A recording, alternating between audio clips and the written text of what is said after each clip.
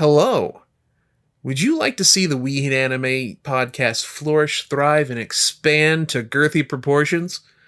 Well, if you would, you can head on over to patreon.com/WeHateAnime, whereas for as little as $1 a month, you can help support us.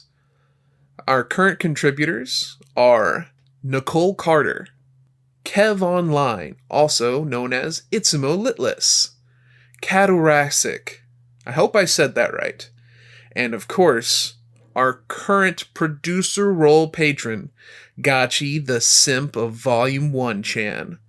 Thank you so much, everybody, for donating to us to help us make this podcast happen. And without further ado, let's get on to the show.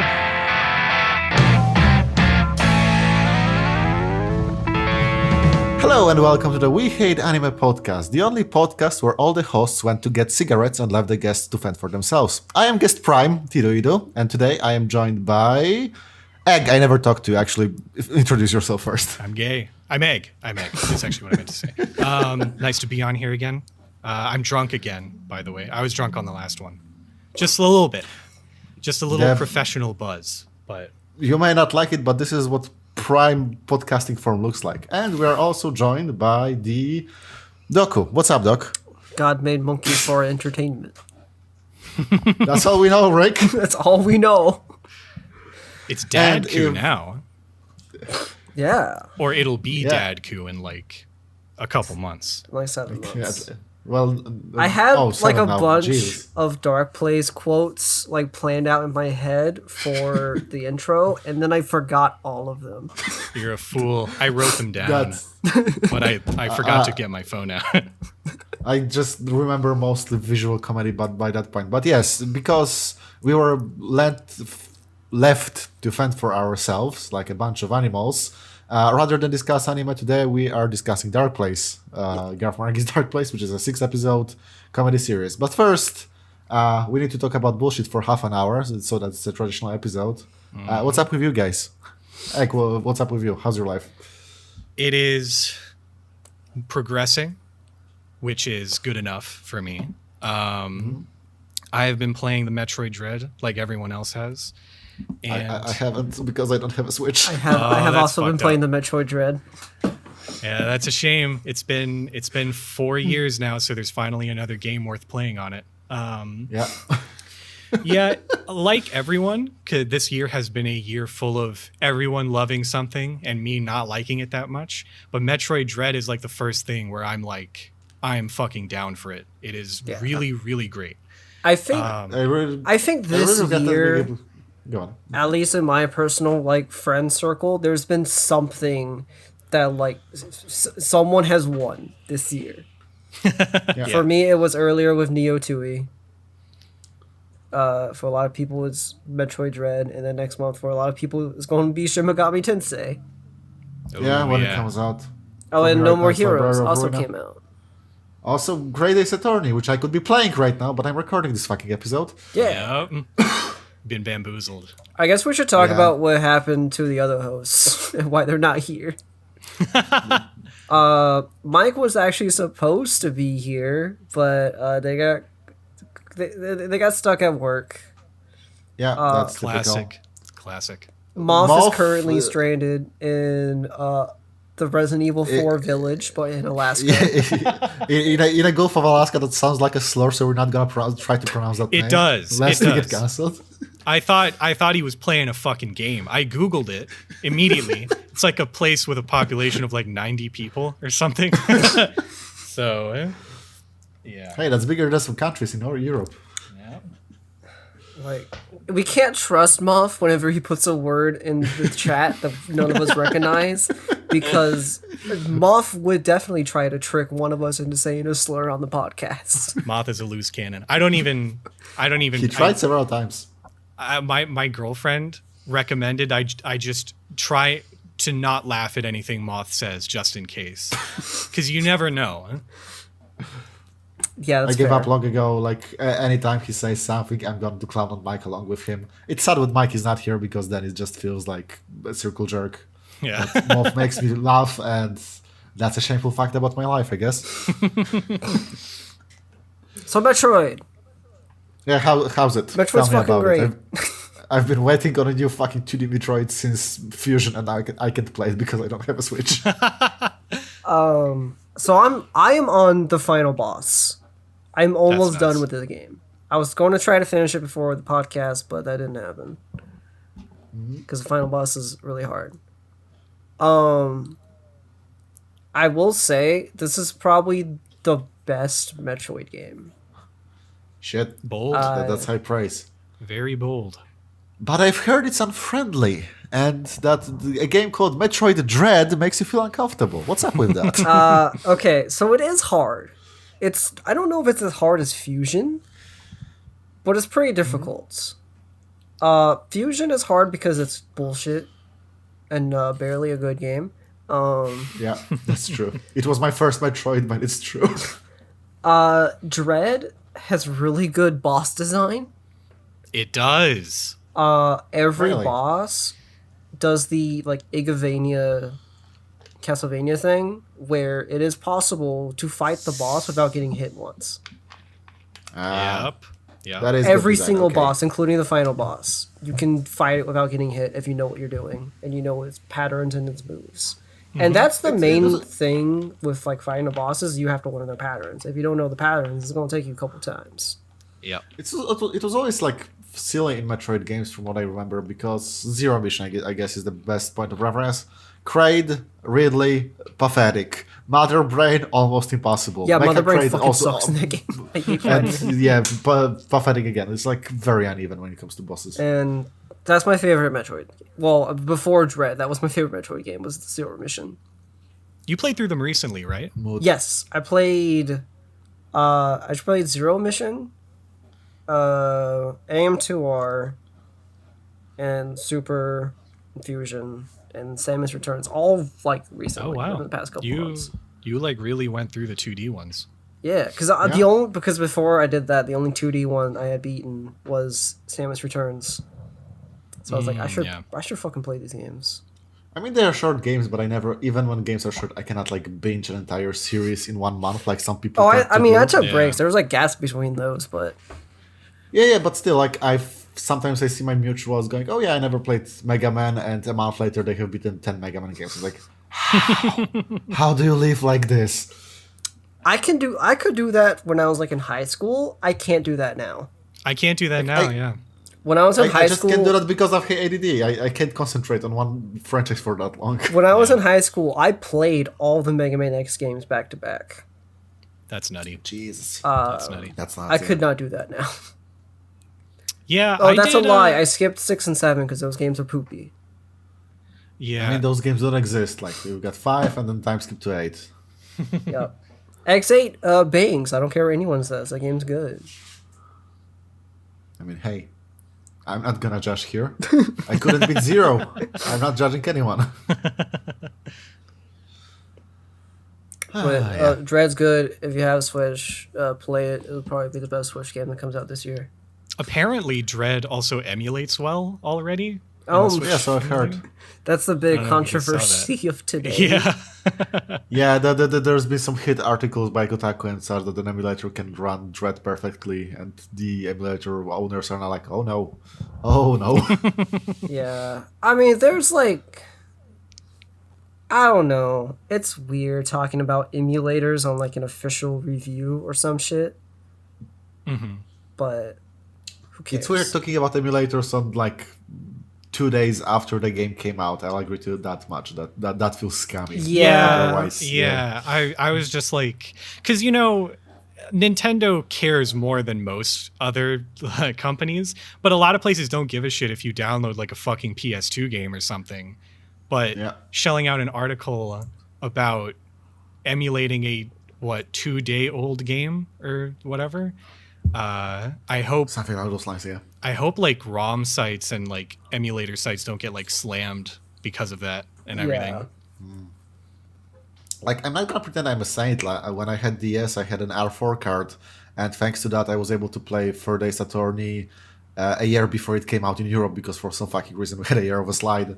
But yeah, still, making it this public and announcing it to the world of people who don't know much about emulation in the first place feels weird. Yeah. I don't know how I feel about it, but Dread's good. Play Dread. It's if true. you have a Switch. It's true. It is a damn good Metro. It feels good to play. It also, feels so good. I was shocked just when I moved Samus. It didn't feel like she was moving through molasses like in Samus Returns. You move so fast. There's so much momentum in that game. Yeah, And they got rid of. Samus moves really fast in that game. Good. That's how it should be. Yeah, she has a seriously. slide now. You don't get the morph ball until like an hour and a half into the game. Yep. Takes a little bit. And one thing that's great is it's not just your movement too. Like the world design it does a good job being like linear but still very open. It gives you a lot of room to actually like run through large sections of the map. And not only that, but Samus Returns had a huge issue with like you had that scan functionality or whatever, where like you constantly scanned the nearby blocks and all of that shit. It ruined the pace of that game because you were always like stopping and like making sure like there wasn't a breakable block or something. Dread doesn't. Yeah, the old Bioshock problem where someone said, give me a moment, I'll take out my camera. Yeah. Okay, go on. Exactly. Exactly. But the excellent thing about Dread is like you just keep fucking moving, and especially when you get into a good flow, you use your like your running melee thing on a bunch of enemies. It feels fan-fucking-tastic. Like, it's so good. I think it's the best Metroid has ever, like, felt, at the very least. I can say that confidently. That's good to hear, because I remember my favorite parts of Zero Mission were as well, like, when I knew the lay down of a map well enough to just, like, gain momentum and just shoot the doors in front of me before they appear, so I can not lose that momentum. It was really good. Yeah. And, like, the game makes it so that, like, you're constantly going to, like, a new area. So, like, you get, like, a new ability, and immediately the game, like, it's like the next place you have to go is immediately obvious. Always. For the whole game, it's like that. Without fucking Adam stopping to tell you and marking on your map where to go. Adam is in the game, too, which a lot of people were upset about. I think they're dumb. Adam's fine in this game. I am one of those dumb people. I don't hate Adam in Dread, but there are times where I'm like, you can shut the fuck up already. You know, like I don't need you to talk this much. I get it. I get what's going on. And Past trauma, I get it. the game is very smart. It just marks on your map like an area where there's like a hidden block or some shit. Yes. It just marks on the map that there's a hidden block there. You don't have to like search around for it. It gives you like a region. Yeah. Right. Yeah. And very, very late in the game is when you get that scan ability. That's good. That's good. So it's like it's like an hour or so before the final boss. Kind of helps you just clean up the map and everything. Yeah. Right? Yeah, like final mop-up. That's smart. They learned from Samus Returns, I suppose. Yeah, it's very. I was surprised at how intelligently designed Dread is. It doesn't feel like a pale imitation of a Metroid game. It feels like a honest to God like Metroid game, like a good successor to Super Metroid and Zero Mission and everything. Yeah. Yeah. Finally, after 15 years? Yep. Yeah, it's been a minute. And I have opinions on Super Metroid. Oh, are you one of liked- those people like Pat? I like Super Metroid. Okay. I like the level design of Super Metroid. I don't like playing the game. That game Is it does just not feel good to play. Yeah. I'll break kayfabe and I'll say I agree. Actually, when I went from Zero Mission and Fusion to Super Metroid for the first time, that felt way too slow. Yeah. Yeah. Like I couldn't get through with it. How Samus feels in water in Dread is how the entirety of Super feels. That's true. Yeah. Well, I don't know if it's true, but yeah. It's rough, like, because it's an interesting dynamic because you talk to people whose first Metroid was Super Metroid, And I've noticed a lot of them don't like how low the skill ceiling is with the movement in like Zero Mission and Fusion and stuff. But if you played Fusion first or like Zero Mission first, Super Metroid just feels like shit all the time. Like something about the physics and something just everything about it, like on just a strictly tactile level, is just it's gross, you know? Best game of all time. It's good. Like, it's great. It's great. It was my first Metroid game. Oh, really? Yes. I played it like years and years ago. And then whenever we played it recently, it was like right after Zero Mission. Yeah. If you play it, use Super Metroid Redux. It's like it's a ROM hack that kind of makes it feel similar to the GBA games. It just kind of makes the controls feel a little better. It doesn't really fix the physics, which is good, but it makes the controls better. It makes the controls make sense. That's more good. approachable, right? Yeah. Man, so sometimes whenever people mention controls, I remember like I had DMC1 on PS2 on the first print, and you jumped with triangle, if I remember correctly. And I don't know who had the fucking crackhead energy to do that. Kamiya probably, but still. You worked on video games on PlayStation consoles for what, 10 years? But like, by that point, you would think you'd know where to fucking put the jump button. Never mind. I think it's fair. I don't know what the fuck they were thinking with the triangle button. Trying to think. Oh yeah. Anything aside from that? Yeah. Something else that has come out since the last time we recorded that only me and Lardo care about, and Frog, but they're not here. Melty Blood Type Illumina came out. Oh yeah. So how do you feel going back to the public toilet to play tournaments? I fucking love Type Illumina.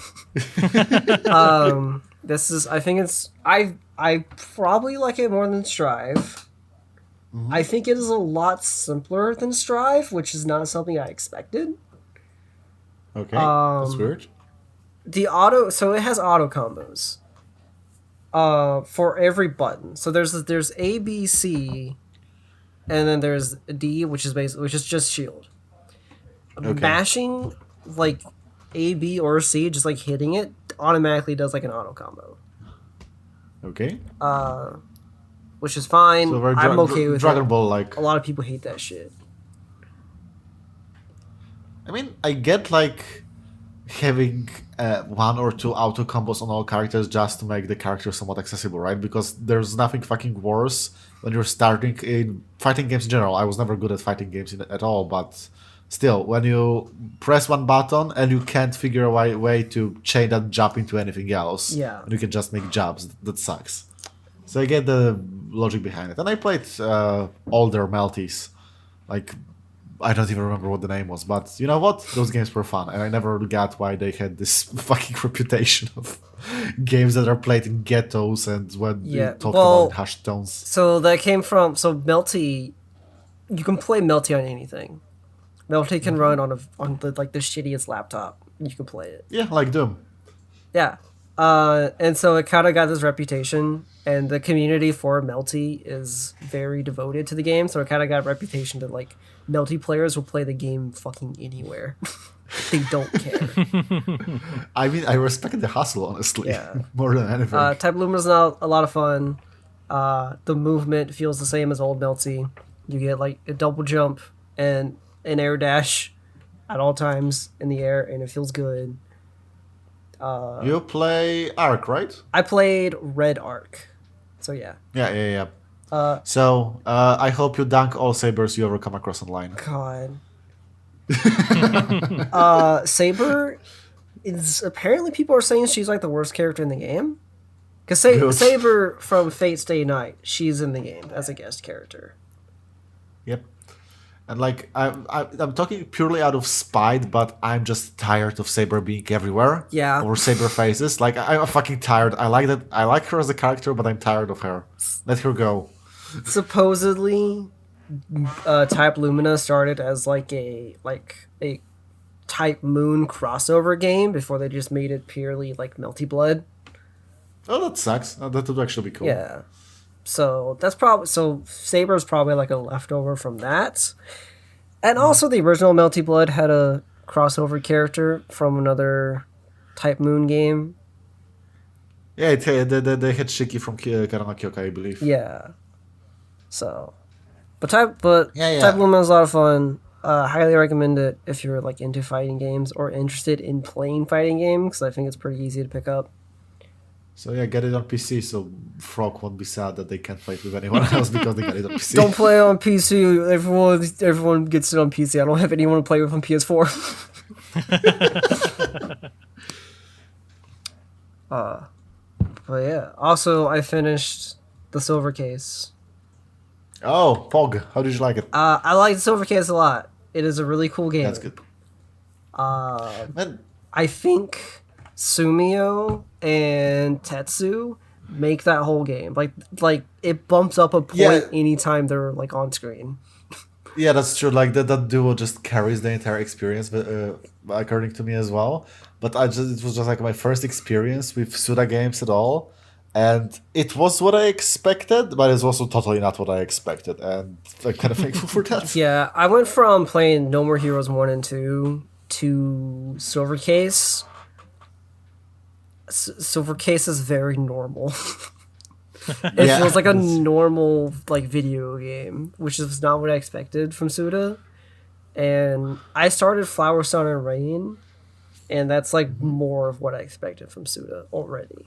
I mean, like, the Silver Case is just text, basically. Those puzzles feel very talking that it has, but at the same time, just the entire plot structure of here's an entire chapter, you won't know what the fuck is happening, and then you get a chapter full explanation is very Suda-like. Yeah, it's a really very cool. specific approach. The two protagonists are really cool. I also really like cool. how the second protagonist, it shows like his portrait when you're like playing in Placebo, and he's like looks really cool and shit. And then when you're playing in the main game and you meet him, he looks like a fucking dweeb. Yeah, he has like 4 different looks in that game. That's fucking nuts. It's really cool. But yeah, play Silver Case. It's really cool. Play every video game, Yeah, play every single video game that is out there. especially Neo Tui. Play that. Oh yeah. I will when it comes out on Steam. Oh boy. That's fair. Is it going to come out on Steam? In a year. It's out on EGS, and it already has the Steam wrapper, the DLL. So yes. Okay. It'll be on Okay. Steam. That's good. But yeah. Yeah. Anything else? Anyone else? I've right up. I've been I beat Killer is Dead for the second time. And- This is Surakas now. Okay. Yeah, it is, yeah. I beat it once, like a week ago, and for anyone who's played Killer is Dead, I needed to play that shit again right after, because I didn't really know what the fuck happened in the story. And not only that, but I actually thought the gameplay was like pretty good in Killer is Dead. No More Heroes, I was a little bit mixed on. I've mostly liked the combat in No More Heroes. Part of my issue is like, if you utilize all of the mechanics in the game, like dark stepping and stuff, you like start to shred through bosses, but it seems like they designed bosses to either like block or like get armor against dark step if you do it too much, which I wasn't a huge fan of. Like that kind of sapped some of the enjoyment from them for me. But Killer, the boss is designed to make you wait from time to time. That's always doesn't feel good. yeah, I'm not a huge fan of that whole like little start and stop stuff. But Killer is Dead. You can shred through those bosses in like 30 seconds a lot of the time. If you play right and everything, you can just tear through them, which I really, really enjoyed. And it adds a lot of like replay value to the game too on higher difficulties and everything. It's not like it's not like Devil May Cry or anything, but I thought the combat was a shitload of fun. Worth like good enough to play it through again right after. Okay. Which is weird because like when it first came out, I saw reviews for it and it was like 6s. Yes. You can look at tits in that game, so that's instantly minus 2 points. Which that was also like because that's a 7th-gen game, and that was like the height of video game journalism xenophobia. Yeah. You can feel a little bit of that. Like, a lot of the reviews are just, they don't even try to put any effort into understanding the story or anything. Like, they're very dismissive. They're like, it's nonsensical bullshit. But Yeah. if you beat the game and then watch the opening cutscene again, a bunch of stuff just makes sense automatically. Yeah. You know? So it's like, it's really hard for me to empathize with like a lot of these critics. It really does feel like that bad 7th gen, like borderline xenophobia shit. Yeah. It was On the topic of Suda, I have to play Killer is Dead. I got it for free like ages ago, but I never installed it. But I beat Killer 7 like a month ago. Made a video on it. Yeah. So that for a lot of people, that's the first Suda appeal. But for me, it was second because I played the silver case. And holy shit, that game is very specific. Like, even with other Suda games, I don't think there's anything like it. I am very excited to get to Killer 7 because that's the 3rd Kill the Past game. Yeah. Silver case, Flower, Sun and Rain, and then Killer 7. And then 25th Ward. And then I think after that is just the No More Heroes games. Yeah, the No More Heroes. Technically, there's like the Moonlight Syndrome before the Silver Case, but it never came out in English, so good luck with that. Don't worry about it. And don't worry about technically, if you want to get the full experience, you should play Killer is Dead and read the history of Shadow of the Dam. Don't play it, just read about it. Yeah. Just read what And it was then you're supposed ready to to be before play they turned Traffic into... Strikes again. Also, Lollipop Chainsaw, just because the vocalist of Mindless Self-Indulgence plays one of the bosses, and that's fucking amazing. What the fuck? Is that real? Holy shit. Yeah, one of the bosses is a punk rocker, and Jimmy Urine voices him. I think I need to play that. Suda 51 is based Mad Lad. Takeshi Mike is a character in No More Heroes 2 and 3. I think like from what I've seen from my friends, this guy's No More Heroes 3 just has segments where they talk about Takeshi Miike films, like for 90 minutes on end. Yeah, no, I And, saw I I saw like clips of a scene where he just talks about Gundam. I respect the hustle. He's Honestly. like, if Make a game to talk about your medium. if I don't watch Char's Counterattack, and the name for Char's Counterattack is like all censored and shit. He's like, if I don't watch Char's Counterattack every couple of months, my back starts to hurt. Oh man, that's good shit. I love it when Japanese directors do that a lot, where they'll just throw some shit in there, like Suiri or whatever. Yeah. With Deadly Premonition, he is not like the main character is always talking about movies. And The opening of Deadly Premonition is one of my favorite fucking cutscenes. it's hilarious. Because of the squirrels? Yes, it's got the squirrels are fucking hilarious. What a good tone setter too. Like, you know exactly what you're getting into when they pop up. You know, like I gotta play that as well. the cutscene where he's like talking about Tom and Jerry is great. Yeah. Recently on stream, a friend of mine, Void, started playing A Good Life, so I popped in for commentary as well. So that's also a sweary game, sweary and Suda, not to be confused. And you know what? After an hour, I was fucking hooked. It's like walking around, turning into a cat and making photos, but the characters sell it. Like, there's a carpenter that wears a full plate armor all the time. Yeah, sure. I really want to play Deadly Premonition because just the Sinner's Sandwich cutscene just immediately was just like, I gotta play this Yeah. fucking game. Good fucking luck though. Holy shit. It's on Switch. No, Switch version runs relatively well. It Allegedly. crashed on me. You got to be careful still. So I got a bug in the Switch version where it would not let me save for a little while. Oh no. And I was like, this will probably resolve itself, right? After like 3.5 hours, the game just crashed. So I lost all of that progress. Oh, Jesus. My condolences. Aside from that, though, game was pretty fucking good. I was really enjoying it. And gonna play it I think because- Suda and Swery are like working on a game together.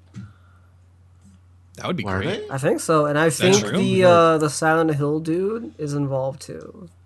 Oh, I know what you're talking about. They were like on stage or something. Yeah, they had like a panel yeah. and they just called him and was like, "Hey, do you want to help us on our game?" Yeah, okay. honestly, with this many names, I feel like it's either gonna end up great or one of them will end up stabbed in a river. We'll see what happens. Oh man. Yeah. But is there anything else, or can we just hop into what we No, watched?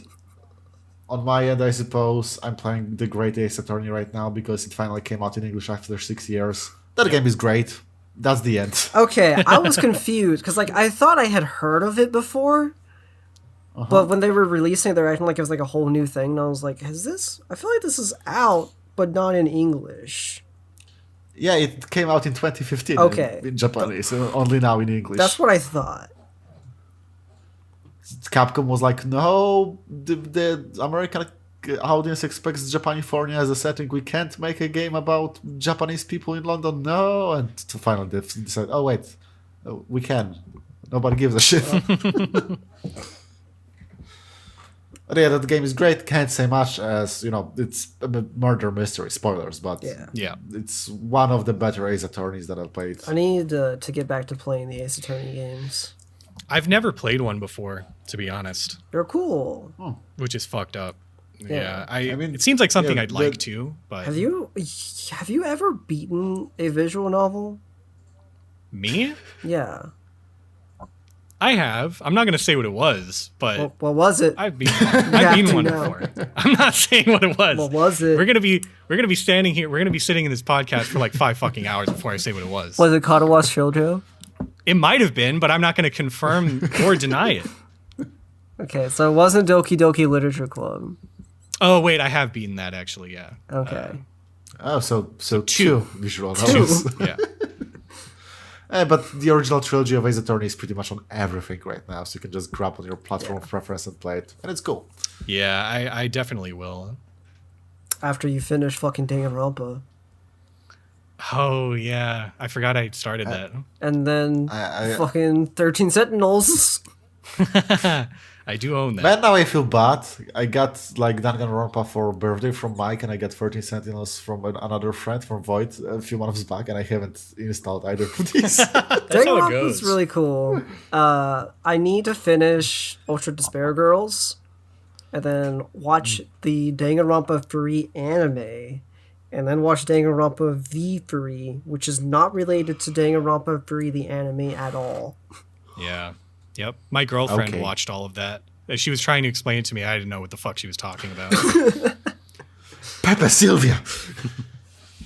Danganronpa's cool. Visual novels that's are. good I to have know. been visual novel pilled because I did That's not. good. I had not played any visual novels until I played 13 Sentinels. And I was like, these are cool games. And I played Danganronpa. Then I played Silver Case. Don't fucking turn a corner now, or people like me will start chilling Fate Stay Night VN or Omineko to you. I That's the end don't of you. know if I could play Umineko. It's fucking 8 visual novels, and all of them are full length novel. It's fucking insane. Yeah, I don't think I could play that or something like Tsukihime. I mean, I want to play Tsukihime now that it got a remake and voice acting, even if it's in Japanese. And I need bleeps and bloops to actually get engaged with the text. It's fucked up. Yeah. But I've- I tried to read the original Tsukihime and it had none of that, and this was just no. I really can't sell. wish the Tsukihime.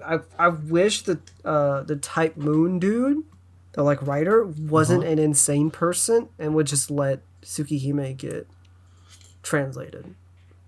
Yeah, Nasu is a fucking asshole. Oh, yeah, we cannot translate our multi-million-dollar properties into English properly. Please don't mind that we have the biggest gacha game in the universe right now and make $1 every Yeah. day. And Fate Stay Night, the what is it? Fate Go is Yeah, on. It's in English. it is in English. It's like one update behind the Japanese one, but it is in English. The fucked up thing is that it's source material. The Fate Stay Night visual novel is not in Yeah. English. There's only a fan translation. And that's like rough. the same thing with, like Melty Blood. It came out in the U.S. but not Tsukihime. And even in Yeah. like all of the like promotion and stuff, they were like when they were revealing characters, like the next character reveal is a spoiler for Tsukihime, and it's like, wow, I can't play that game. This means nothing to me. I have no idea who that is. Yeah. There was like 4 characters that were like, this is a spoiler for Tsukihime. Cool. That's good to Apparently, the character I play is allegedly a spoiler for Tsukihime. know. Yeah, she turns into a cat later. Neko Arc is good. She's apparently in the remake. So that's Based. good. They redesigned her based on Arc's new design. It's really fucking mad to me that I knew about Neko Arc for like a decade or so because of the old Melties and because I watched Carnival Phantasm, and now suddenly in 2021 people are losing their minds over this design. Yeah, I I was remember seeing Neko Arc Who are you? like a while, like a long time ago. And Yep. like now, like with the new Melty coming out, I guess that was just like, now she's been memed everywhere. Yeah, I mean, she's got good sprites. They're good for miming. Yeah. So I get it. Neko Arc is good. And speaking of miming, as mentioned at the beginning, for today's episode, we have watched the cult classic of horror from the 80s, Garth Marenghi's Darkplace. Yeah, this is actually like a. Well, okay, wait, go ahead. No, go on. Oh yeah, I was gonna say, the Garth Marenghi's Darkplace is a show from 2004. Yes. That is a parody of like 80s hospital drama / horror shows, like the old like Stephen King like horror shows that would be on cable and shit. But both horror shows and I think stuff like ER or Grey's Anatomy as well is like getting the shit end the stick here. Yeah, so it's like it's presented as sort of like a documentary series about a canceled show from the 80s. And it's really fucking good. I love this show. It's really good. Yeah. It is directed by Richard Ayoade. Hell yeah. And if you've seen IT Crowd, if you know Richard Ayoade, he's fucking hilarious and he's great. And he plays the funniest character in the show. In Darkplace. I think I know. Yeah, I think I've seen clips of him in the IT Crowd, but I haven't actually watched IT Crowd. But yeah, the Darkplace has this absolutely wonderful energy of everyone in the crew knew exactly what they have to do, and they didn't do it. There's so Darkplace, the show within the show, is made to be like purposefully bad. Like it's like a bad show that they're making a documentary about, but like everyone thinks is like this like work of genius. Yeah, it's the Darkplace is, if it existed in real life, it would be that TV series that your horror friend tells you is the best shit ever, despite the fact it has 0% on Rotten Tomatoes. It is like the way I would describe Garth Marenghi's Darkplace is like British Black Dynamite. That's actually not bad. That's not a bad. That's pretty good. Yeah, that's pretty good.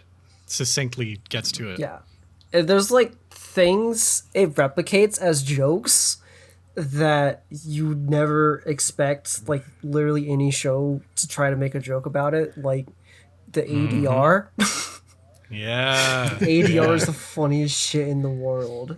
For sure. And it's really cool because like just the first episode, like all of the humor is so dense. Like it's so densely like a single scene has like 50 fucking jokes or something. Like it does not like the ADR gets busted, a fly will fly onto someone's face, like the camera, like someone will flash the camera, they'll look straight into the lens and there'll be like a jump cut. Like there is so much. It does not stop.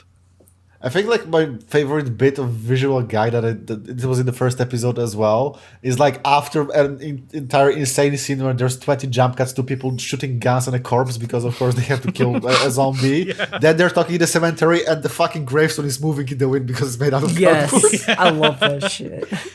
It's really the attention to detail is super impressive. Like there was a certain point where I wasn't even laughing. I was just admiring the craft. Like the dedication to all of the bits and like all of the special effects and like just getting everything perfectly right. Like one of the bits I particularly loved in the whatever. The ape episode, I believe, the Apes of Wrath. Yeah. Yeah. There's the entire scene that just makes a point of Rick Douglas and Dr. Rick Douglas, MD. Very important to say the full name. Pulling out his gun and counting bullets. 1, 2, 3, 4, 5. Yeah. Oh yeah, I shot that guy, so I only have 5. And then he takes 9 shots right after. Yeah. It's so good. It's so fucking good. It's so on point. I think. God, I just forgot. So, what is everyone's? Oh wait, okay. Before that, I think we need to talk about more about Richard Ayoade and his Okay. character. So everyone in this show plays basically 2 different characters. Yeah.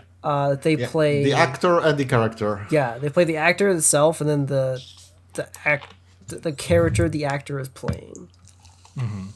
So Richard Ayoade plays like the producer for the show, and as part of the show, the producer is a really bad actor. Yeah.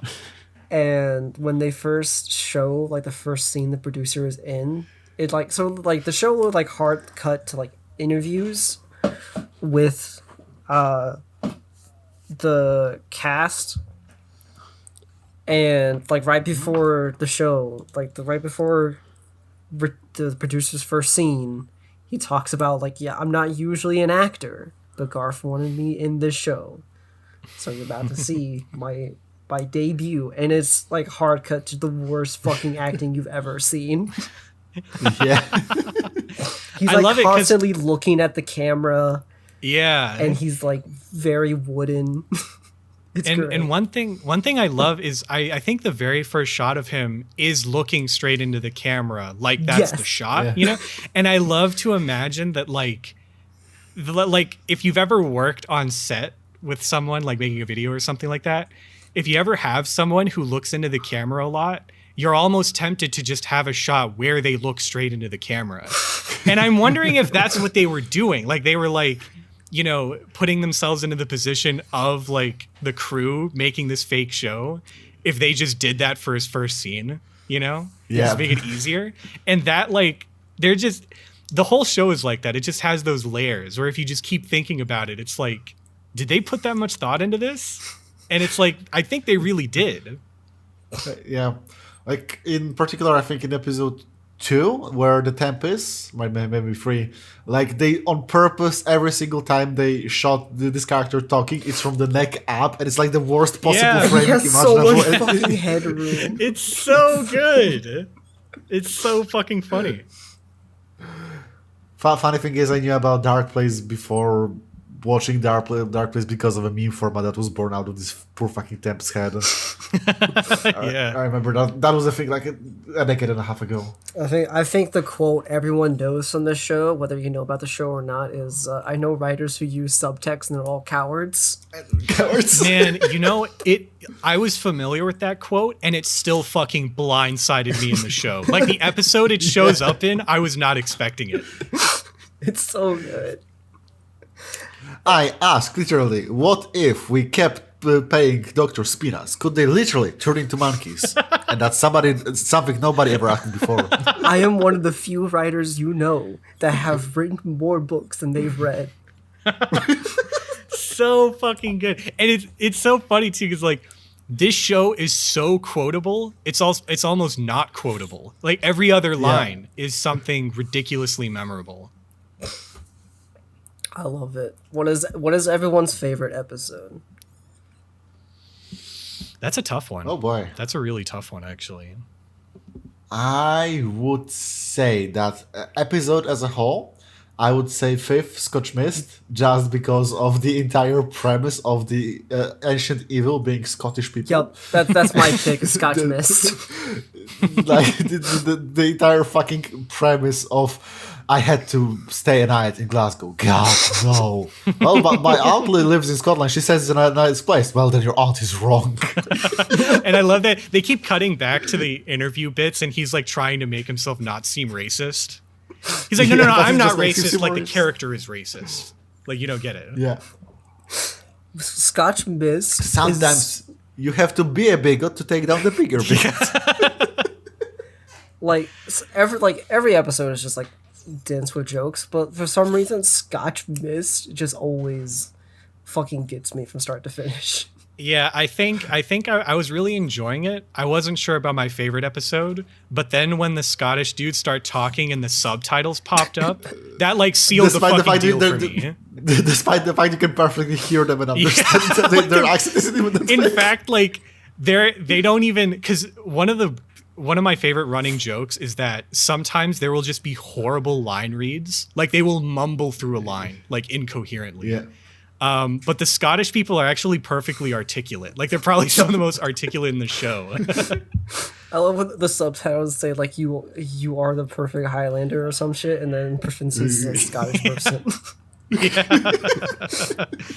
That's a great one. I think my personal favorite might be the last one though, mainly because you get a good sense of progression of like, this is where everything really fell apart.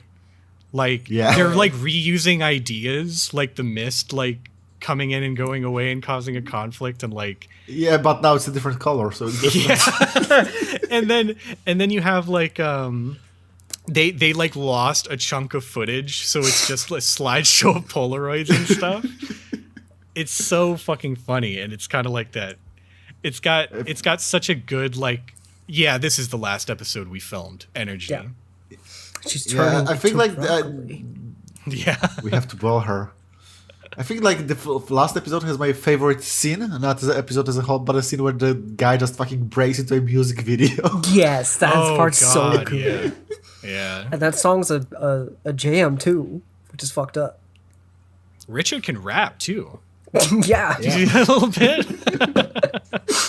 He was not doing too bad. Oh man, I think Also, like on the topic of just to get into Doku, something that I noticed thanks to YouTube comments, thanks YouTube, when it comes to subtle humor, is that all characters are mentioned as doctors except for the one female lead character. Yep. She's just her she's name. just kind of there. And it's so funny too, because like they do a good job playing off of like this really vicious sexism the whole time. Yeah. Like the second episode, how she is very reasonably upset at everyone being dismissive of her, and then it ends with like everyone being in the right by lobotomizing her, or which is so Thanks extreme. for the lobotomy, Rick. I love how the characters in the show are responsible with so many deaths, and they still have their job. Yeah. They always make sure to have a scene where Garth Marenghi's like talking to a kid though. Yes. He's like, yeah, here's the medication that I paid for you because you're broke and you don't have enough money. Like just they make sure to slide that in there every episode. Huh? Rick, you're the most sensible person I know, and I know God. That's a great. There are a ton of jokes where it's like they ADR a single line in real quick, and that's one of my favorite ones. Don't do drugs, kid. From the first episode. That's a great one too. I'm not Jesus Christ. I've come to terms with that. Like anytime he's talking to a kid is just gold. Yeah. Yeah. Or also the fact that in every episode they want to show him being cool and driving around a car, but they couldn't afford the car, so it's a golf cart. Yeah.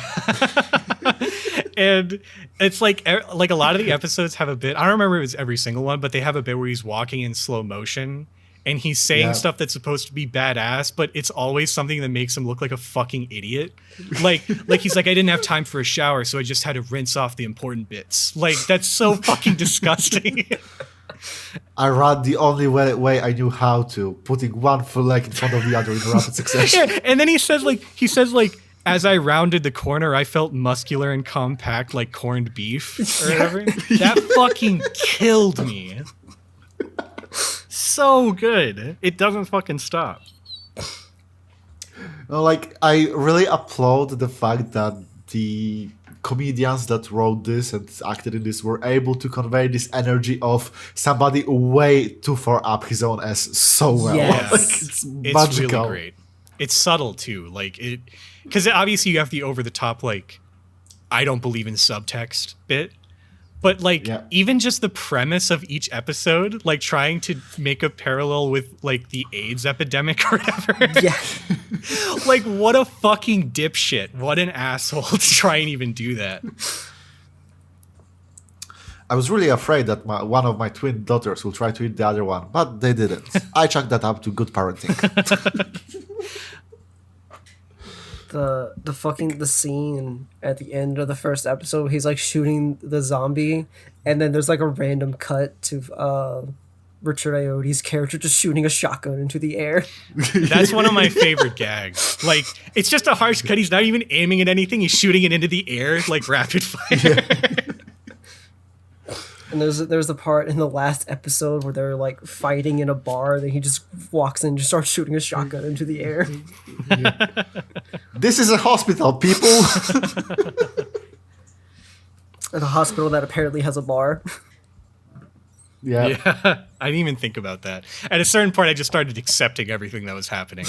I was like, yeah, his dick is green now. It needs to get cut off. I understand, yeah. Yeah, every hospital has water and mirror storage. Right? I get it.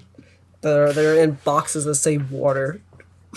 And it's so funny because everyone gets the water and it's bright green, and then they're just like, thank God I was thirsty. And then they don't even think about it. They just chug it. Takes like months before they realize that the water is what turned everyone into apes. And then fucking Yeah, but I only took a small sip. That's why it was fine. There's this line saying, "Thank God I only took a small sip."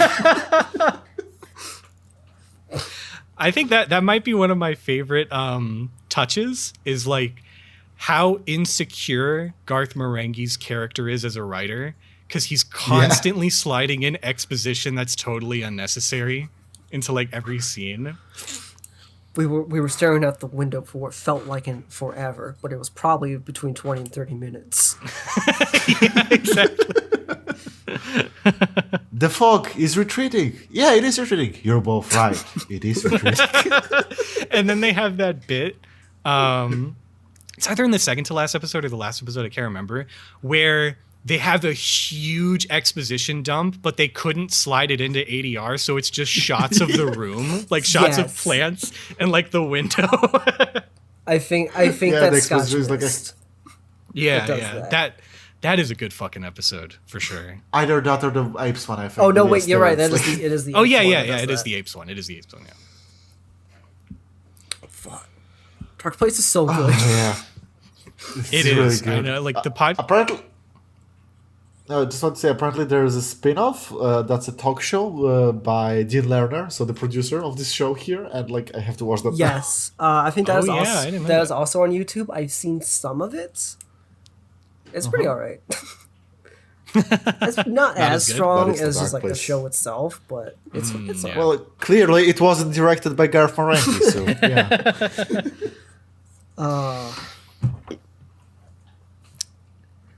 Fuck.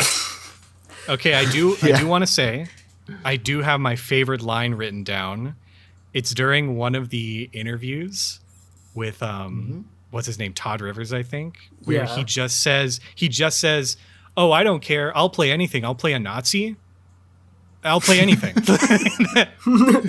Like Nazi is his only example. And then he says, "I won't kiss a man." Yeah, and he's like, "I won't kiss a man though." You and he were. Also, the buddies. slow realization that there's only interviews with the male cast and not one female actress, and that's probably because they killed her and dumped her somewhere, according to the implications towards the end. Yeah, it's strongly implied that the producer killed the one female actress. Yeah. Yeah, she's sadly currently missing. Strong emphasis on probably that. I think she's probably in Eastern Europe, so I think she might be alive. No, I think she's buried in Eastern Europe. If they gave her a proper burial list. God. Very subtle foreshadowing. Like, What else is there? It's only 6 episodes. There's like so much to talk about, but really not that much to talk about. I know the best way to I feel like everyone just needs to see it. Like if there's one takeaway, it's like if anything we've said sounds kind of funny, that is the entire show all the time. yes. Yeah. Every like- episode starts with Garth Marenghi reading like an excerpt from one of his books, and it's always like one of the funniest lines from every episode. It is, yeah. They tried every position on top, doggy style, and normal, and then a hellbeast ate them. The It's amazing because I only watched all these episodes now, preparing for this podcast, and like I remember so many lines. It's insane. Yeah, no, like It's I've bo- been watching it over the course of like the past week, and I still remember shit from like the first episode. Yeah, it's like it's not an artist, not just the quality of it, but also the density of it. Because if there was like one or two good lines, I'd probably forget that. I'm a forgetful bitch, but there's just no way for me to forget everything. There's too much. I had to just stop myself from just like putting in our Discord just random quotes from the show because it's all so good. Yeah, it really is. Now, we haven't talked about one of the episodes yet, I don't think, where it just opens on just straight up like a rape scene. Oh yeah. That was another part that just fucking blindsided me. The fucking eyeballs child episode. Yeah, I'm Yeah. almost tempted to say, because it's tough, because like I kind of want to say that's my favorite episode, but then when I think about it, it's like almost every episode is my favorite episode, because all of them just have like a unique thing. Like, yeah, Scotch Mist is funny, but the part where he just beats a small eyeball baby to death at the end, I don't know. because it bit him. I will say, Also, the the eyeball baby takes me out of it because that puppet looks too good. Yeah. I actually thought that, yeah. The fact that just he named his child Skipper twice, and both of them were after a dog. It turns out that it's just And he wrote it because he has 5 daughters. yeah. And it's not that I don't love them, but I don't feel they're on my side. Fucking, what's another? The scene in the first episode where the goo dude explodes. And Yeah. it's like Are supposed you to be all this right? really powerful scene where he just like punts him with a fucking shovel, like a golf ball. The very fact that he explodes and then it's, oh my god, are you alright? I don't think I'll make it when it's just the fucking head on the floor. Also clearly sticking out on the floor as well, because of course. God, watch Darkplace. Yeah.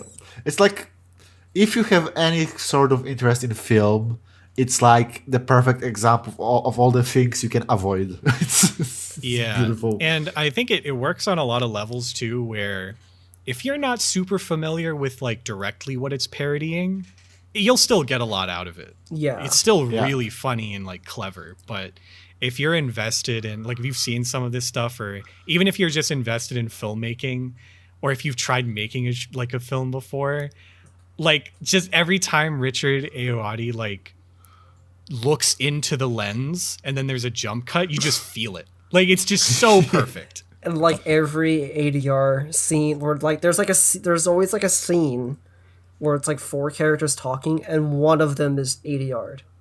Yeah. Yeah. Inexplicably. Or just when somebody walks away or turns and then has to wait like a full 2 seconds before the other actors gets on their Oh my cue God. and says the Yeah, thing like, yeah. stop right I there. just remembered one of my favorite jokes from the fucking it's from the Eyeball Child episode where Liz they were like Dr. Rick Douglas MD and Liz are in like the locker room together or something. And she goes, I didn't know you had a and then and there's just a cut to just Garth Marenghi just turning around. It's so good. Also, yeah, I think it's also in that scene. We don't have much to talk about anymore. It seems we don't. Goodbye. Bye. See. Oh god, that's also the scene where the character, Dr. Rick Douglas MD, picks up a Garth Marenghi book, and it's the most pretentious shit in the world. Yeah, It's the same. It's the same scene actually. that one's so good. He's like reading it and he's like, wow, a lot of people dismiss this genre, but it's actually pretty good. This Garth Marenghi guy showed me some stuff. Oh, it's a fantastic series. It's great. It's I was able to trick Mike into watching Darkplace, which is something I've been meaning since they asked me to start being on the show, and he's not even here. yeah, that's fucked. That is fucked up. Still, I'm glad I finally got like incentive to watch it myself, because as I said before we start recording, I've seen this entire show in clips before, but never in the way it was Yes. intended. Yeah. And just look at there's a Garth Marenghi Darkplace like out of context Twitter account. Just look at scenes from that, and then just like that's the whole show. I think there's also a Twitter account that just like plays it up as if Garth Marenghi was running the account. Yes, that's- and he retweets all the praise it gets. The show's great. It's on YouTube. It's also on Amazon. It's only 6 Prime. episodes. Yes. And I actually think that's probably one of the best parts, in my opinion, because like I do think if it was more than 6 episodes, it might overstay its welcome. Yes. Because a lot of jokes like the ADRing and like looking into the camera, stuff like that, those kind of jokes get repeated a lot. But the show ends before it gets old. You know what I mean? Like it manages to keep that humor fresh with each episode, and it's really dense and it keeps up that quality. And it's only like 6 20-minute episodes, and I don't know, it's perfect. Yeah, it's the biggest problem with parodies, I think, is that they often don't know where to stop, and sooner or later you run out of jokes. Yeah. And that's always a big problem. But luckily, the British format of, we made 6 episodes and that's the whole series works really well here. For sure. And I will say, if you like this show, I would recommend watching IT Crowd, even though the writer and creator of IT Crowd is a massive transphobe. Like an insane person. He's also in one episode of Darkplace, but he dies in like 20 seconds. Well, he's in 2 Yeah. episodes. Oh yeah, he is, right? Really? He's the same guard. He's like in the last one, right? Yeah. Yeah, he's in the last one for sure, because he's the guy that like parks the lady next to a vent and then goes to the toilet and, oh my god, I didn't wash my hands. Yeah. But IT Crowd is also really good. It's also got Brashariori in it. It's got the guy who played I already forgot his name.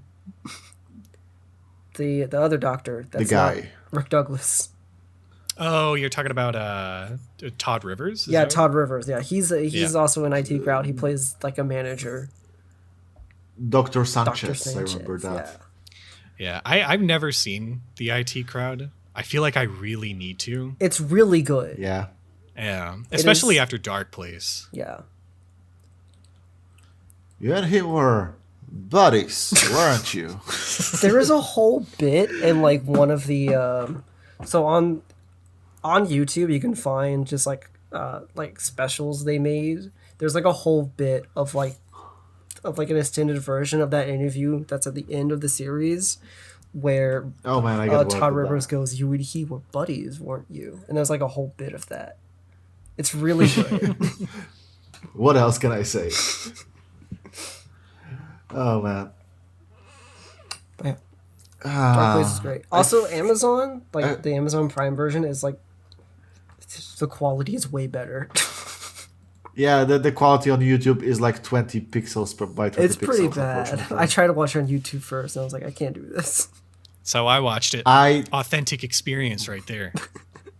You can chuck it up to the intended way to experience it on a shitty YouTube video that was probably ripped from the VHS in 2004. It's fucked up that like they only release DVDs of the show in Europe. So Yeah. and it's region locked, so you can't watch it on a US like DVD player. Jeez. Now you know what it feels like, fuckers.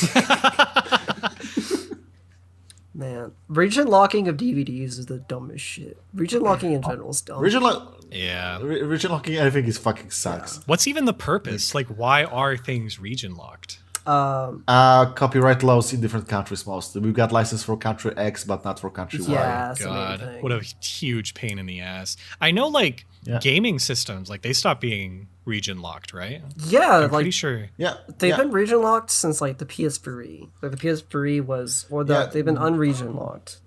Like the PS3 wasn't like region This locked. has mostly to do with TVs because now everybody has the same LCDs, but back in the day, European TVs had all 50 hertz refresh rates, 50 FPS. Yeah. It has to be done that way. Which fucking sucked. Euro like playing cucks. DMC1 on Fucking 50 Playing FPS. That sucks. playing DMC at 50 FPS God. was bad. Yeah, I remembered I watched somebody stream the PAL version of Symphony of the Night. Looked like it was running in slow motion. I could not fucking look at it. Yeah, it's weird because like half those games are already like the physics are tied to the frame rate, and then they didn't account for the EU version. It's rough. So Welcome to Europe. speaking of We're Devil all May slow Cry, here. Egg, you said something very stupid on Twitter earlier today. Oh, are we bringing this on the podcast? Yes, I you on didn't. blast. I wasn't expecting to get interrogated on this. you said that Devil May Cry 5 had a mediocre story. I didn't say that. All what I you said said. was Devil May Cry 5. That's all I said. There might have been an image attached to my statement, but I don't know anything about that. Your Honor, my client claims that he did it without context, and you cannot drag it out There here. you go. But yeah. Oh man, I needed Moth here for an extended lawyer bit. He watched Better Call Saul. Well, is that it? Anything else to add? Watch Darkplace. There was Darkplace. Yeah, I think we Absolutely. can all agree on that. Yeah. So good. I am. And I think most of my friends are Darkplace pilled, and now even more of them are. yeah, that's good. I need to peel my friends and my fiance probably over some. You know what? Halloween is coming close. And maybe like then. Darkplace is great because you can just watch it in like one sitting. It's like fully coolly. Yeah, only takes, like, exactly. Less than 3 hours to watch the whole series, Mm-hmm. and it's great. Yeah. And with that has been the We Hate Anime podcast. Now finally living up to its name, as we did not discuss a single bit of anime, and let's keep it that way. The next episode is gonna be, because it was spooky month, the Ghost Stories dub. Oh yeah, I'm not gonna be Egg, that do one. you know anything about the dub of Ghost Stories? I have actually seen it Okay, before, believe it or not. all right. I've seen scenes of it as well. I have actually not seen it, so You haven't? I've seen Oh, that's clips going of to be it. fun. You got to see the Look whole thing. forward to your life 2 weeks from now yeah. then. Okay, I think that motorcycle is the perfect end cue there. Sorry for the ambient Oklahoma noises. Yeah, bye Oklahoma. Goodbye. Have a good night. そんな優しくしないで